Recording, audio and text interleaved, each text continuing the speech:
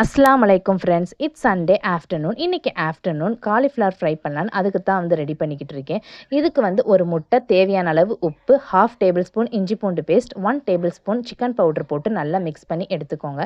உங்களுக்கு காரம் ஜாஸ்தியாக இருந்துச்சுன்னா இன்னும் கொஞ்சம் கூட சிக்கன் பவுடர் போட்டு நல்லா மிக்ஸ் பண்ணி எடுத்துக்கோங்க.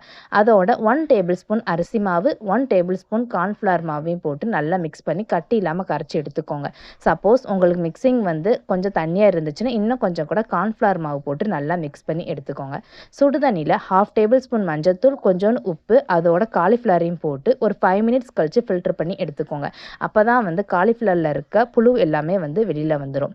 அதோட காலிஃப்ளவரை இந்த மிக்சிங்கில் டிப் பண்ணி ஆயிலில் மீடியம் ஃப்ளேமில் ஃப்ரை பண்ணி எடுத்தோம்னா காலிஃப்ளவர் ஃப்ரை ரெடி ஆயிரும். தேங்க்யூ ஸோ மச் ஃபார் வாட்சிங். நாளைக்கு இன்னொரு மினி விலாகில் பார்க்கலாம். என்னோட வீடியோ பிடிச்சிருந்துச்சுன்னா சப்ஸ்கிரைப் பண்ணுங்கள், லைக் பண்ணுங்கள், ஷேர் பண்ணுங்கள், கமெண்ட் பண்ணுங்கள். Bye friends.